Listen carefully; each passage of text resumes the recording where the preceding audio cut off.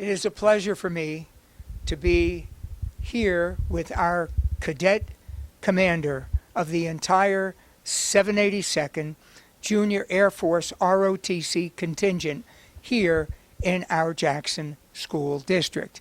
And I am with Andrew Celiano. He's the cadet colonel and the commander of the entire ROTC program. Welcome. Thank you, sir.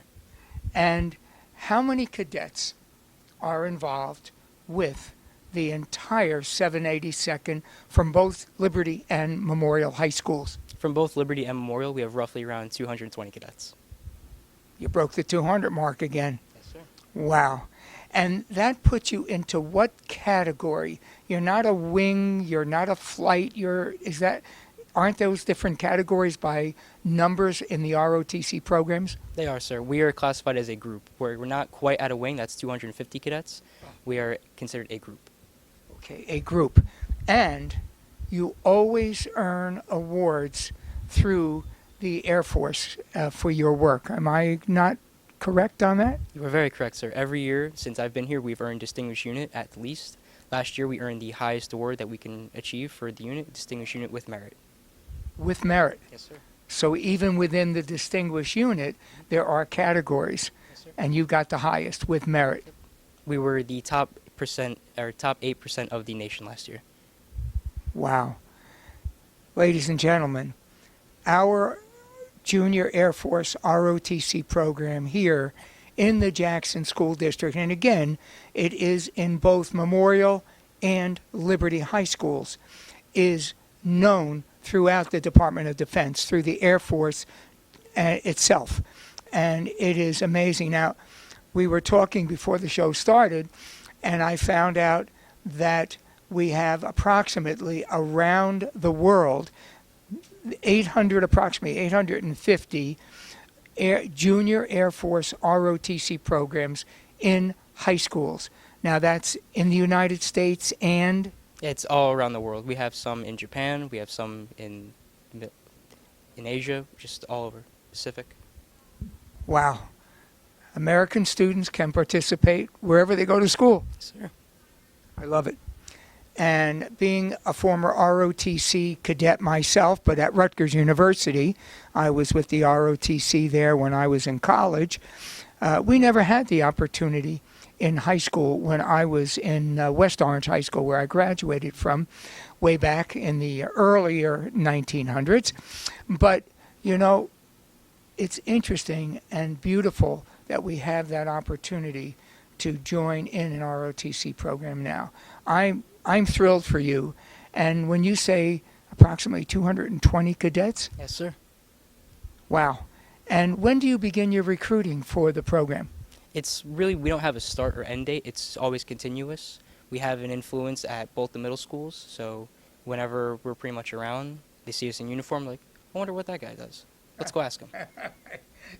You know what? It is. It's the uniform that makes everybody just take that double take and say, whoa, look at, wait a minute, what is he doing, and what is he, and where is he from? And you're right, it does engender so many thoughts and questions on the part of the civilians who look at you in a uniform, and they're wearing, you know, the usual garb of a hoodie and a sweatshirt or jeans and sneakers and so on.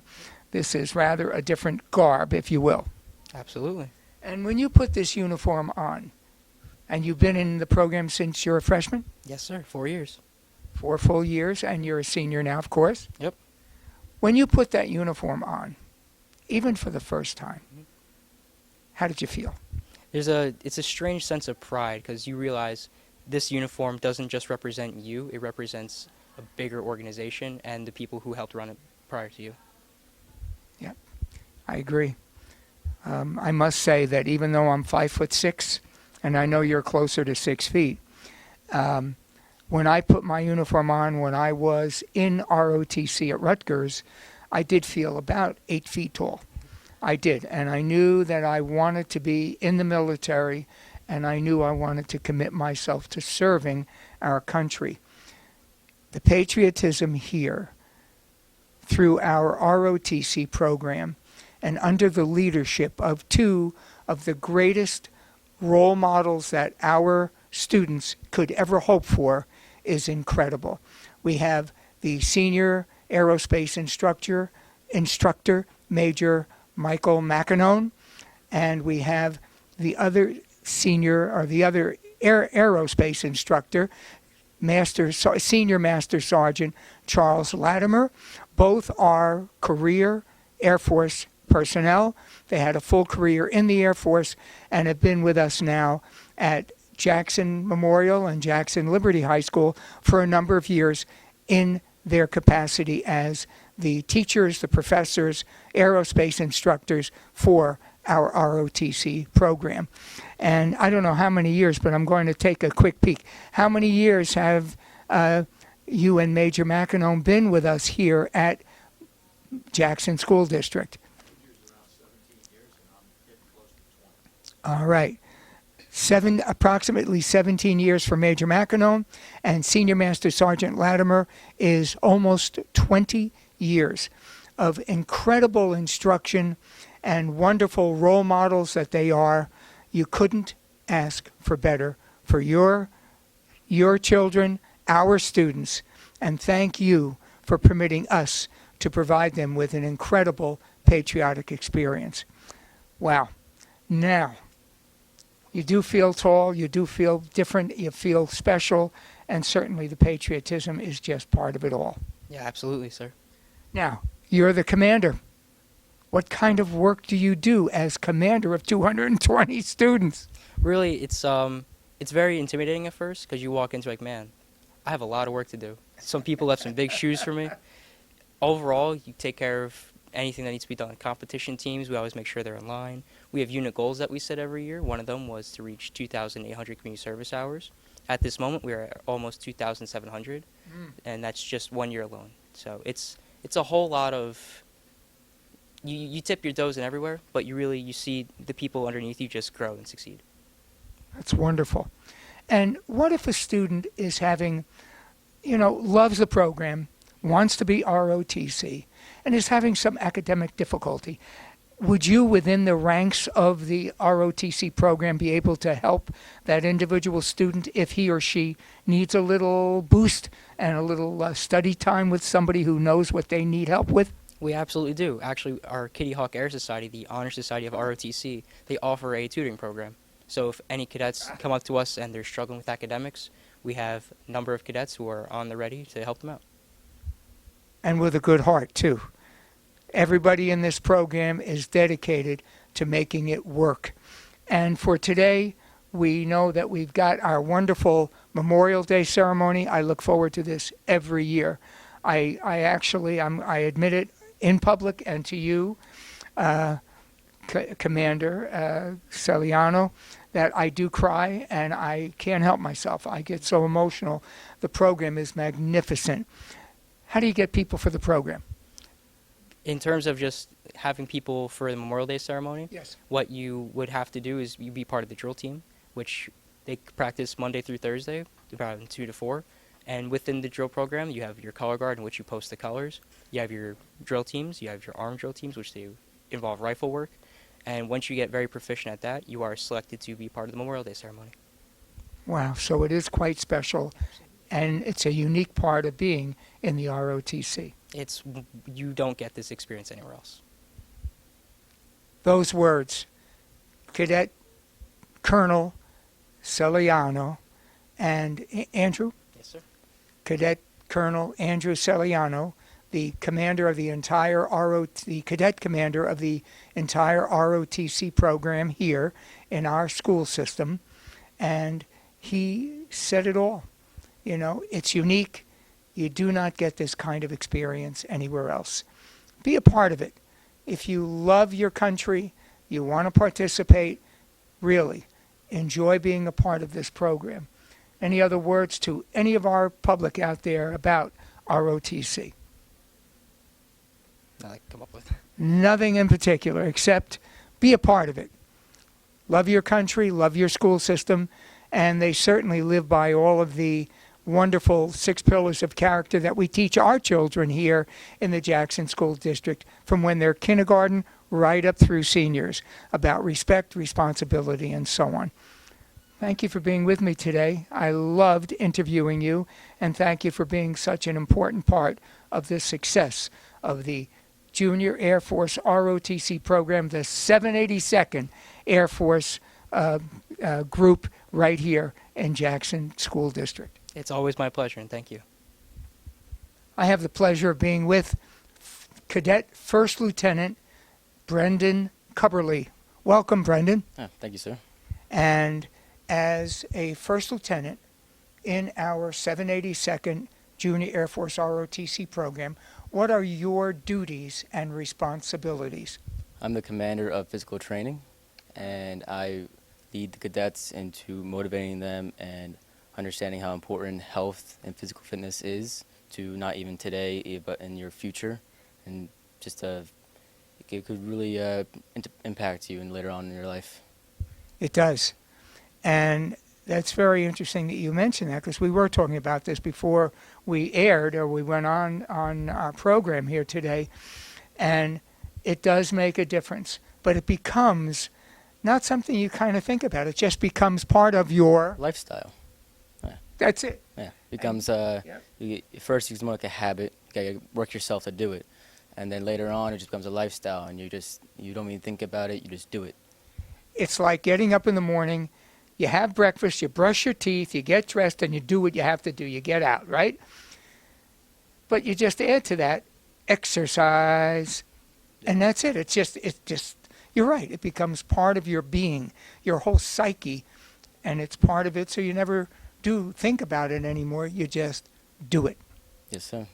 Now, do you have students that are a little resistant to doing exercise? Yes, we do. But that's the point of this program, to help them, motivate them even more, and understand that it is very important. I mean, it's just they need to do it. Right, and again, it becomes part of you and your everyday routine. It's brushing your teeth, exercise. Brush your teeth, exercise. It just that. And I like the point that Senior Master Sergeant Latimer made before we got on air, and that is, he had said, to Brendan, just use him as an example. The fact being that he is no longer in his 20s. He actually finally turned 30 years old, and Sergeant Latimer is still able to run around with the best of them. Yes, sir. He is 30 only. I'm sure of that. Let me just check. I'm going to look off camera. I think he's right over here, so wait 1 second. Senior Master Sergeant, you're just 30, aren't you? At least I feel like it. That's it. He feels like he's 30 because he exercises. Yes, sir. See, that's what it is. It's, but it's true. When you take care of yourself, you do feel better about yourself as well. So that's part of your work. Now, you also work with the drill team? Yes, when we go to competitions together, I instruct a PT team also, because there's athletic competitions at the drill comps.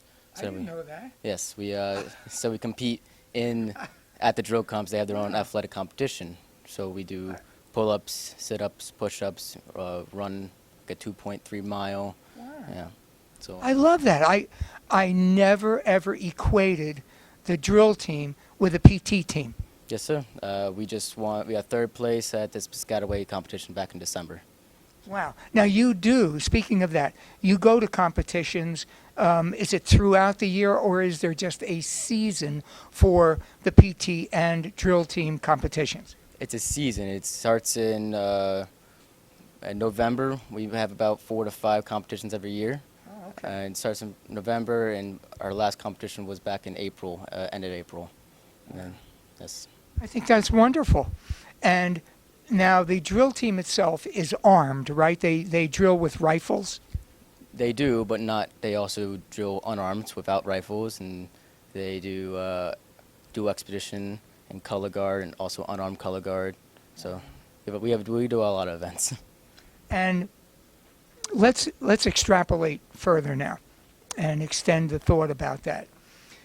The ROTC itself certainly is known within the school district. I go to different schools there. I know you do your recruiting. Actually, it's ongoing, as Cadet Colonel Celiano said, in the middle schools, both McCullough and Getz. But what do you do to have the public know that we exist, the 782nd Junior Air Force ROTC? We do community service. We have a bunch of events all throughout the year. Well, our main ones are Merit for Commission for Disabled, Toys for Tots, which is that one's a big event for us because we get a lot of toys donated to us, and then we run a little Santa shop here, if you want to call it. Wonderful. So we have our own Santa Claus and a Mrs. Claus, and they sit there in the other room. We have kids come in, families. We can't get gifts, so we get them for them. And then we have Santa. They sit on their lap, ask them what they want, and all. So it's a big event for us. Another big event is the Semper 5K, which supports our Marines, and it's a big 5K in the beginning of September. And our next biggest event, which is coming up in beginning of June 10th, is Relay for Life. Oh, okay. And it's for cancer. It's about overnight stay. You go to Liberty High School on the track. Everyone stays on the track for the entire night until the morning. Wow. And it just supports cancer throughout the night. You walk the track. People always walk the track, and Wow. it raises a lot of money. Last year we raised around 50 grand. Not us in general, but the whole community. And that's just about. That's beautiful. So you do an amazing amount of community outreach, if you will, for food, for gifts for children, to bring in people of all ages to get them involved, from little ones to see Santa and get a toy for Tot, very similar to the Marine program I think it's called Toys for Tots. Every year the Marines do that all over the country, something similar to. And now there was one other, I thought you do something with Stop and Shop. Yes. Is there something with that? Yes, we do Stop and Shop bagging. So and it's not to support us; it supports the food pantry down the street. We go to Stop and Shop, and we bag and donate. People donate money for us. We have little buckets. It's for Wonderful. yeah. And we stand outside. We ask if you can donate food or if you want to donate money, and it helps them out. I think it's terrific.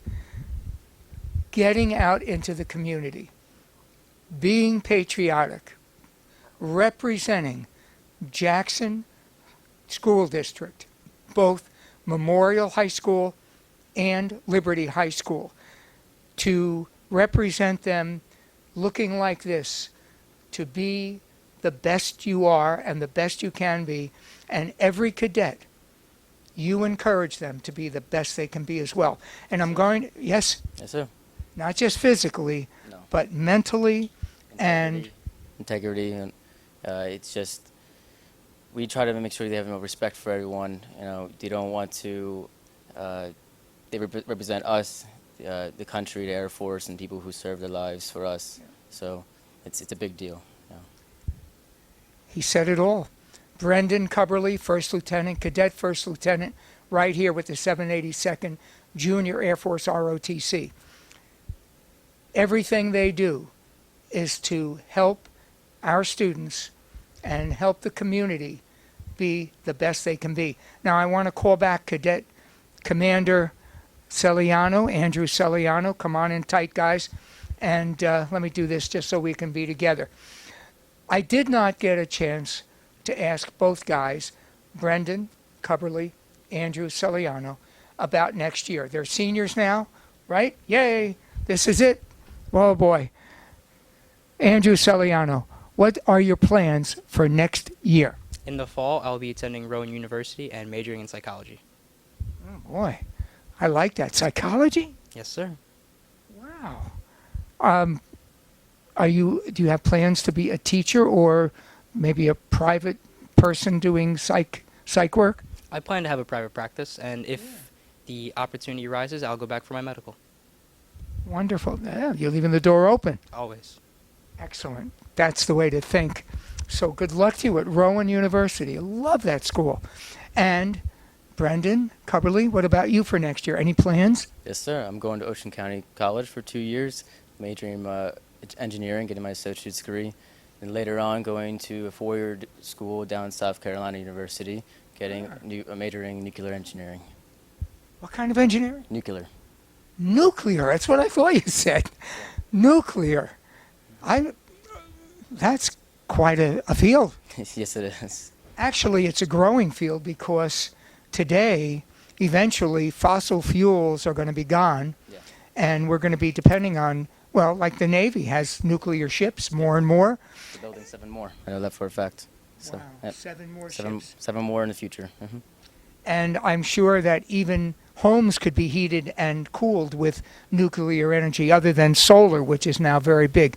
Wonderful. Good luck to you. Thank you, sir. I love it. OCC is a great school, by the way. I love that school as well. Saves money. Well, it does. Yeah. You're right. Yeah, it's a big deal. Money is a factor. Well, it is, and yet your credits that you're going to get after your AA degree, it will probably transfer when you go down south. Yes, it will. Sure. Excellent. And Rowan is a great university. I'm trying to remember some of the people I know who went there, but they're very successful. Comes from a long line of just doing good. Doing good.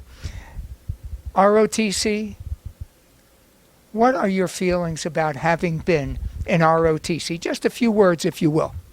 It really allows you to develop a sense of pride.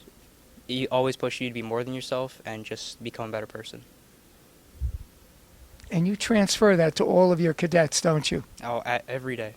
With your entire staff, including First Lieutenant Cubberley. Oh, always. Wow.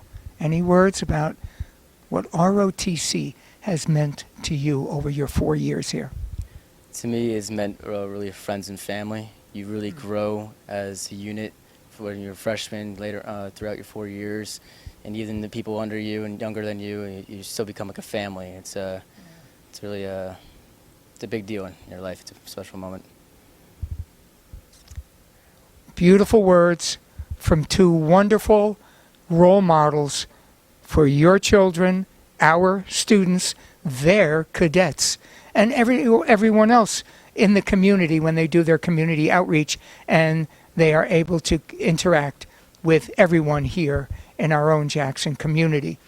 And I want to thank our cadet colonel, the commander of all of the 782nd, and that is Andrew Celiano. Thank you so much for being with me. Thank you, sir. And to my right, we have Cadet First Lieutenant Brendan Cubberley. Thank you for sharing your thoughts too. Thank you, sir.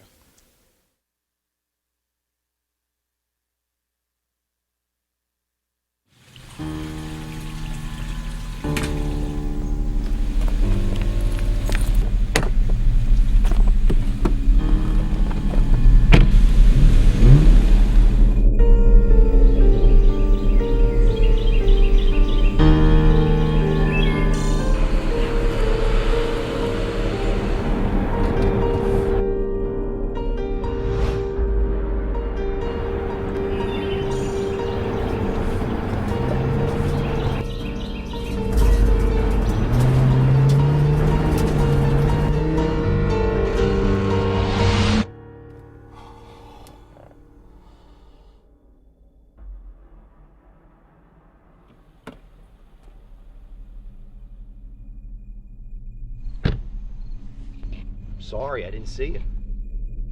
You didn't stop. I'm late for work. Thought I could make it. It was my first day of school. He's only 7.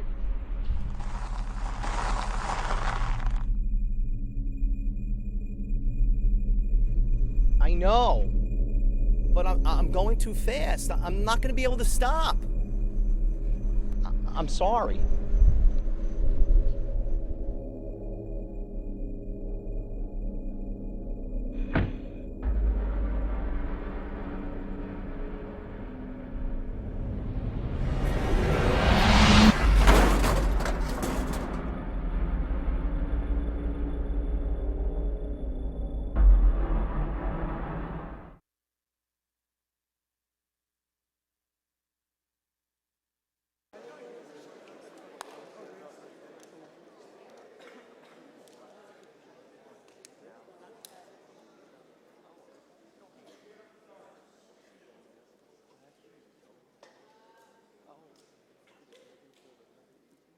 Welcome back, everybody, to This is Jackson.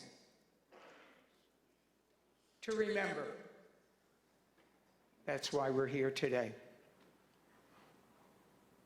To remember all those who served and are serving right now, some in harm's way and others doing jobs that have to be done, but in a military uniform. When you put away those sneakers, the jeans, the hoodies, baseball caps, and you don a uniform of one of the 5 service branches of our military, you are in essence signing a check to the government of the United States of America that you will serve and give all that you have to give, up to and possibly including your life. To remember, this morning you are going to be treated to the most emotional, beautiful, and patriotic assembly that you have ever seen. Our own 782nd Air Force Junior ROTC program has their Memorial Day ceremony for you. But let's remember that it is the veteran, not the preacher, who has given us freedom of religion. It is the veteran, not the reporter, who has given us freedom of the press. It is the veteran, not the poet, who has given us freedom of speech. It is the veteran, not the campus organizer, who has given us freedom to assemble. It is the veteran, not the lawyer, who has given us the right to a fair trial. It is the veteran, not the politician, who has given us the right to vote. It is the veteran who salutes the flag. It is the veteran who serves under the flag. And it is the veteran's coffin that is draped by the flag. Let us remember. Ladies and gentlemen, it is both a privilege and an honor for me to turn this program over to honor Memorial Day and to all of those that gave all that they had to give and paid the ultimate price for our freedom, our democracy, and our way of life. Ladies and gentlemen, the 782nd Air Force Junior ROTC, their Memorial Day ceremony.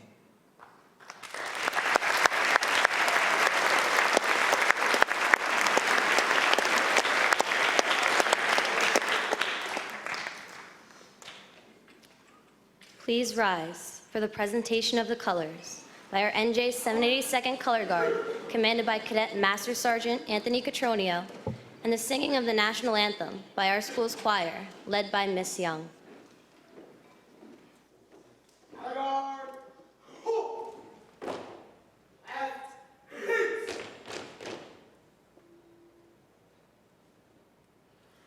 Oh, say, can you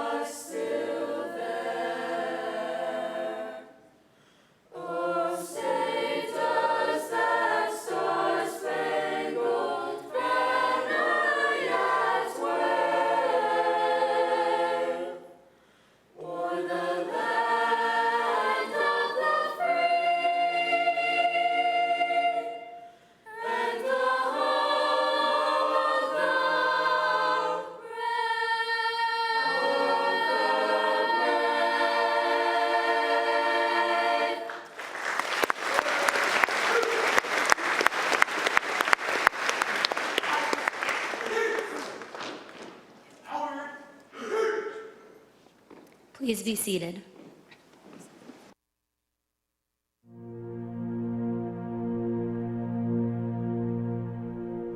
Some time back, I received, in the name of our country, the bodies of 4 Marines who had died while on active duty.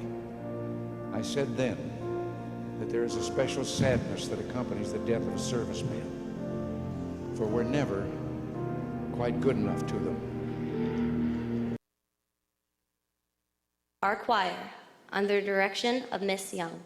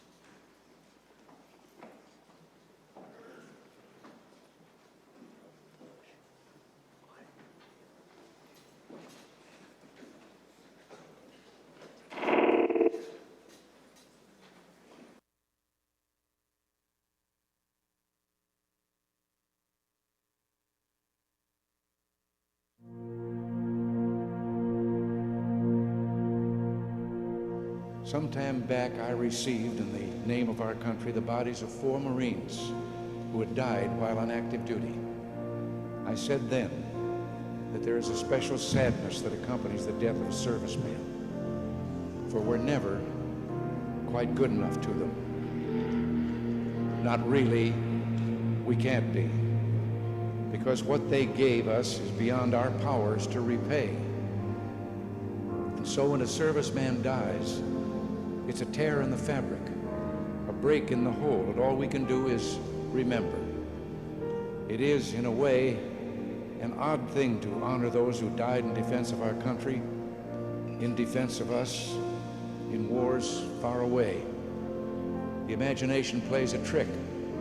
We see these soldiers in our mind as old and wise. We see them as something like the founding fathers, grave and gray-haired. But most of them were boys when they died, and they gave up 2 lives, the one they were living and the one they would have lived. When they died, they gave up their chance to be husbands and fathers and grandfathers. They gave up their chance to be revered old men. They gave up everything for our country, for us. We owe them a debt we can never repay. All we can do is remember them and what they did and why they had to be brave for us.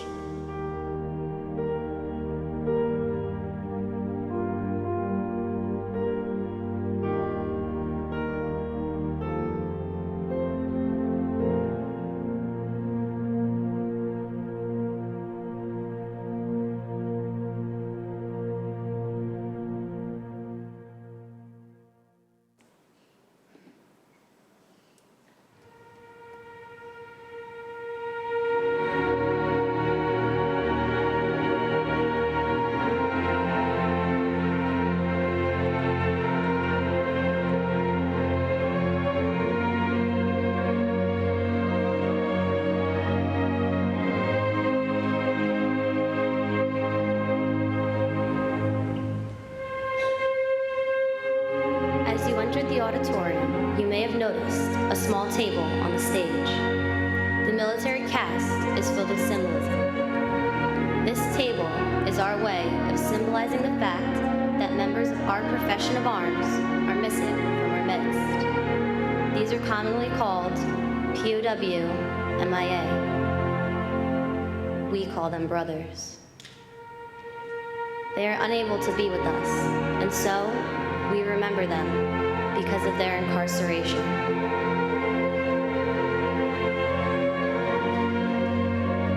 This table is small, symbolizing the frailty of one prisoner alone against his oppressors. Remember, the tablecloth is white, symbolizing the purity of their intentions to respond to their country's call to arms.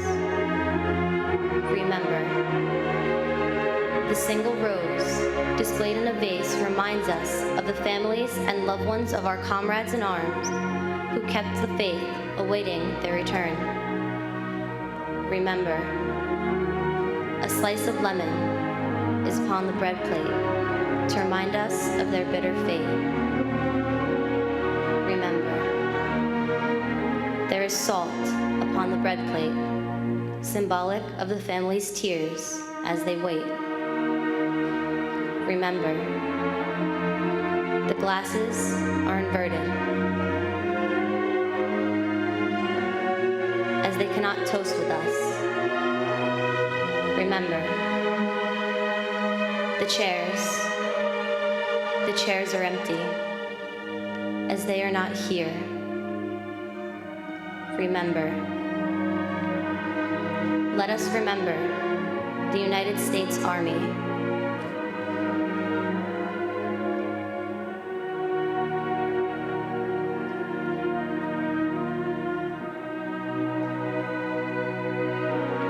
Let us remember the United States Navy.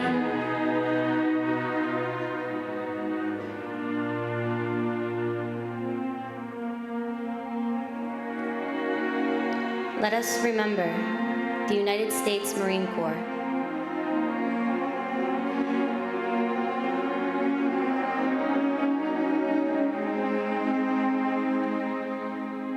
Let us remember the United States Coast Guard.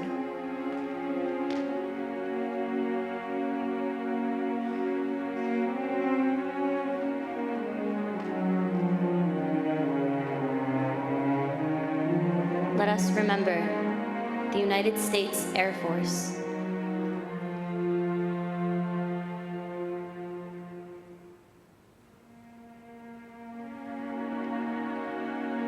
Let us remember the men and women who were prisoner of war or missing in action from all branches of service who fought in all of our nation's wars. Remember.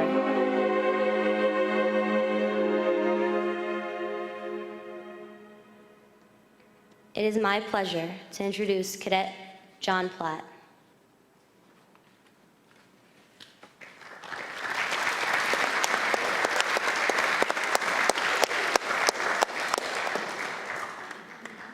Memorial Day, a day of reflection and memory. To many of us, Memorial Day is one of the toughest days of the year, as we remember those so close to us who lost their lives fighting for our country. I'm sure many of us can name at least one person who has made the ultimate sacrifice so that we can live in the greatest nation in the world. I would like to share my own story of how Memorial Day impacts me each and every year. These are the stories of two brave men who I am fortunate enough to say I'm related to. The first, Captain Ronald Mayersick, or better known to me as Ronnie. Ronnie came way before my time, but I feel that I've known him for years. I was never able to meet him because he never returned from Vietnam. Ronnie began his career in the military after being commissioned as an officer in the United States Air Force after graduating from college. He then entered the war in Vietnam and was stationed in Thailand at Udon Royal Thai Air Force Base. He was assigned to the 11th Tactical Reconnaissance Squadron, where he served as a navigator aboard an F-4 Phantom II fighter jet. On Friday, November 24th of 1967, Ronnie set out on a weather reconnaissance mission over the plain of Jars in Laos. During the course of the flight, radar contact with the aircraft was lost, and after a search party turned up unsuccessful, Ronnie and his pilot were listed as missing in action. On July 28th of 1977, Ronnie was officially pronounced dead by presumptive findings of death by the Secretary of the Air Force. He still to this day maintains the status of missing in action. The second story is about Captain Ben Samus, another cousin of mine. After graduating from the Citadel Military College of South Carolina, Ben commissioned as an officer in the United States Marine Corps. After earning his wings, Ben was assigned to the Marine Light Attack Helicopter Squadron 267, Marine Aircraft Group 39, and the 3rd Marine Aircraft Wing out of Camp Pendleton in California. There he flew an H-1 Super Cobra attack helicopter. Ben was eventually deployed in Iraq, where he served during Operation Iraqi Freedom. Towards dusk on April 5th of 2003, Ben's helicopter crashed, killing both him and a fellow Marine. The two Marines were carrying out a combat mission 30 miles southeast of Baghdad, and many details on the crash are not known. Ben gave the ultimate sacrifice and is buried at Arlington National Cemetery. Ben loved flying, his nation, and the Marine Corps. Ronnie and Ben are men who, though I will never meet, I feel that I will always know. They are and will always be my hero. I feel a great sense of pride when I think of Ronnie and Ben and the sacrifices that they and many others have made. Their stories inspire me and motivate me each and every day to pursue a career in the military as well as in aviation. It's stories about people like Ronnie, like Ben, who can inspire the younger generations. Just one old story can change a life forever. This is why we must continue to educate the younger generations of these service members and their sacrifices. It's days like today that seem to bring these men and women back to life. These heroes deserve to live forever, which makes it our responsibility to continue their legacies and never let their stories die. Because when their stories die, they sadly die along with them. My life changed forever because of the sacrifices of two men. If we continue to educate about our fallen or missing servicemen and women, think of the lives we can change. Thank you.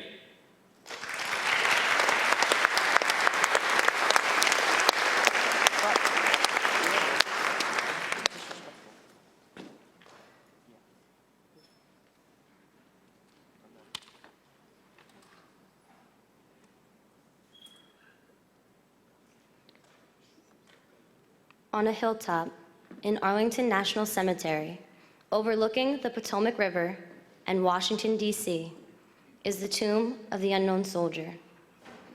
The tomb contains the remains of unknown American soldiers from World Wars I and II, the Korean War, and until 1998, the Vietnam War. The tomb is guarded 24 hours per day, 365 days per year, in all weather conditions, since 1937, by the 3rd United States Infantry, the Old Guard. While guarding the tomb, the on-duty sentinel walks 21 steps alongside the tomb. The 21 steps alludes to the 21-gun salute, which is the highest honor given to any military veteran.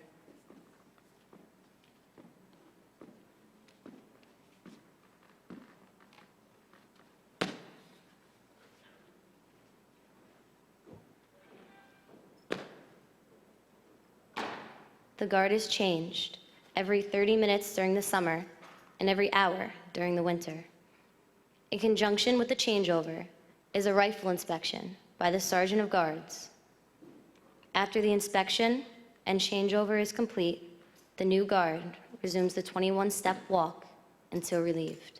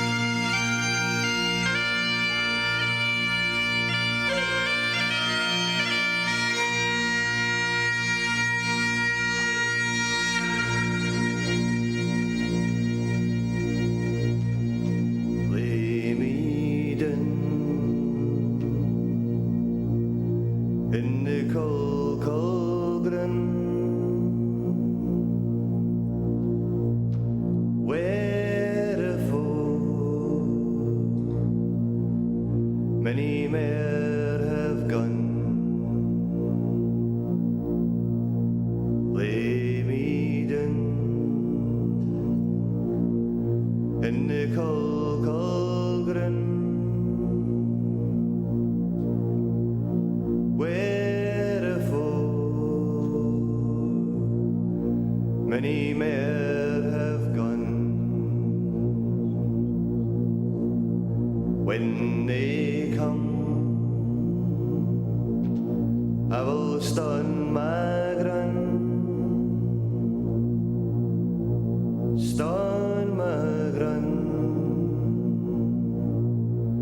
I'll never be afraid. Thoughts of him take away my fear. Sweat and blood hide my veil of tears. Once a year, say a prayer for me. Close your eyes and remember me.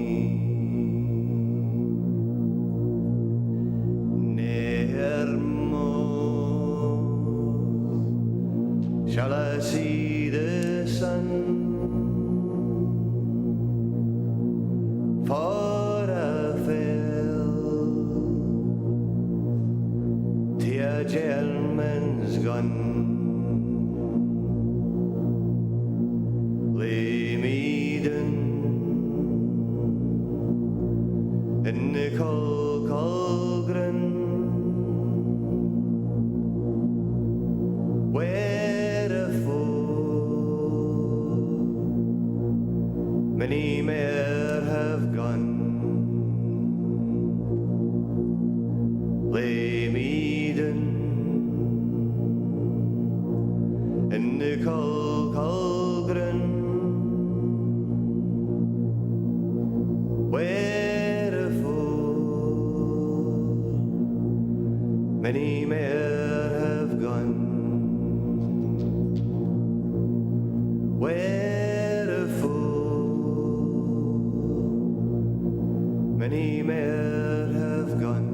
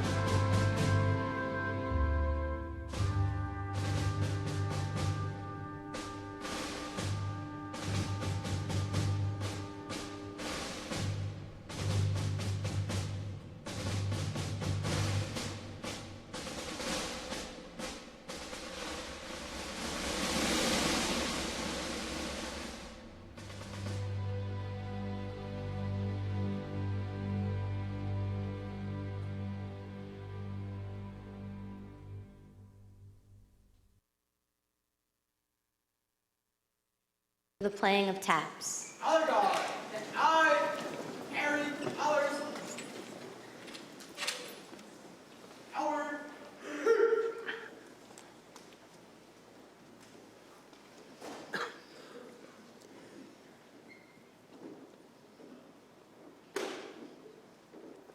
Color guard. Have.